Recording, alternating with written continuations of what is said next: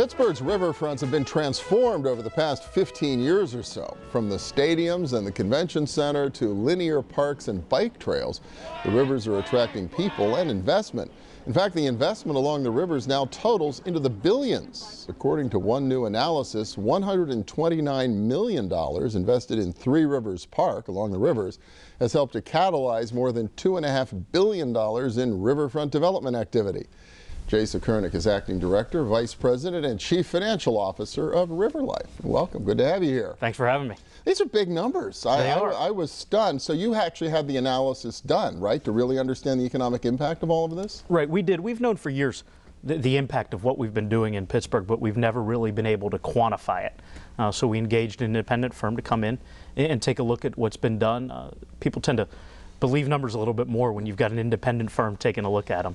Well, I guess, yeah, as a CFO too, it's nice if you could make your case on the numbers as opposed to just a really beautiful riverfront, which everybody enjoys these days. For folks who don't know Three Rivers Park, how does that fit into all of this? So Three Rivers Park, we bound kind of our work on this concept of Three Rivers Park, and it's a 13-mile interconnected loop at the West End Bridge, working down the Monongahela River to the Hot Metal Bridge at Southside Works, and then down the Allegheny River to the 31st Street Bridge.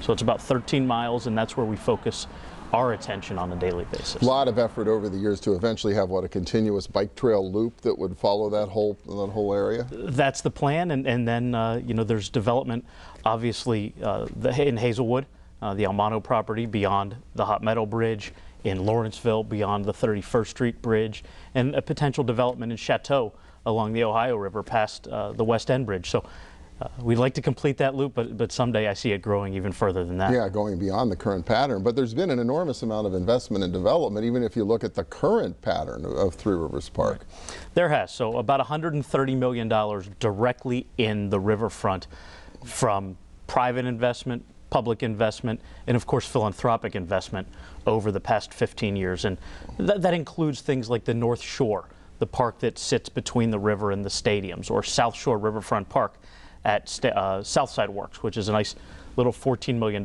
park between the Hofbrauhaus and the river. And of course Point State Park, which was our biggest project, about $30 million of renovating a state park right in the heart of downtown Pittsburgh. So that combination of $130 million has led to $2.5 billion of adjacent investment, and then $4.1 billion when you start to move out a little bit from the riverfront. So we're talking office buildings, hotels, residences, corporate headquarters, a little bit of everything. So the adjacent investment, things like, I think of the StarKist headquarters on the North Shore that sits right there on the trail, the Alcoa headquarters for that matter, although I guess that came a little bit before. That was sort of one of the pioneers of all of this. That was the pioneer, and in fact, you know, Paul O'Neill at the time, who was the CEO of Alcoa, was one of the founders of Riverlife. And so he was really the first to say, this is worth the investment. And you can see when people are on the rivers how much more they enjoy where their corporate day is. You know, you get out for lunch, you walk the riverfront trails, you can get from downtown across the rivers, and that's really kind of the beautiful thing about our rivers, is they are not borders to towns. It's not like a large lake or a large river at the end of a town that's not easy to cross. They're actually part of our downtown, and that's why it's so exciting to have investment like is being planned over at Station Square, or additional investment on the North Shores. It's really part of our downtown core. It's all become interesting. The great thing about being a city of bridges is we got a lot of bridges to get across these rivers all over the place. What's it done to property values? Has it really made a difference opposed from just the investment by itself? Well, it has, and that's really the most interesting thing that came out of this economic analysis. Is we always knew the investment but hadn't been able to really quantify the value back to the public sector of this investment. And the firm that we hired took a look at projects in comparable size cities, kind of Midwestern towns like Cincinnati or Chattanooga, and they'd been able to see a significant increase in property values adjacent to riverfront improvements. And they came back to Pittsburgh, and what they were able to find was that from the last two assessments, property values within the riverfront zone of influence, right? Because in Pittsburgh, we can't just take 1 mile off of each riverfront, because we'd be taking responsibility for everything in downtown Pittsburgh. Right, small, yeah. Right.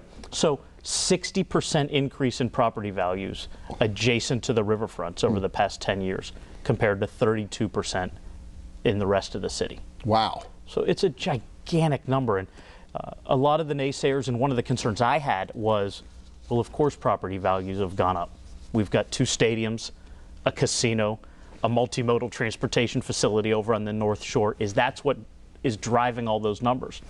And while the North Shore went up by 65%, in places where there was never investment before, places like Southside Works, right? If you remember 10 years ago, Bill, Southside really ended Carson Street at the Birmingham Bridge. Sure, it was an old steel mill site with not a lot going on, right? And now it's a vital community, mixed-use community happening. Exactly. There. Yeah. And so it's really a riverfront community from Birmingham to Hot Meadow. They have access points at a number of locations, and the investment comes all the way back into the community. And in that area, property values went up by 117% over the past 10 years. 117%. Amazing what happens when a community rediscovers its rivers and really understands the value that's there. Well, congratulations to Riverlife on all the great work and leading the charge for everybody, making all this happen. Well, we have a lot of great partners that we get this done with, and it's really a treat to do this kind of work on a daily basis. All right, Jay Sukernek from Riverlife, thanks so much. Good to see you. Thank you.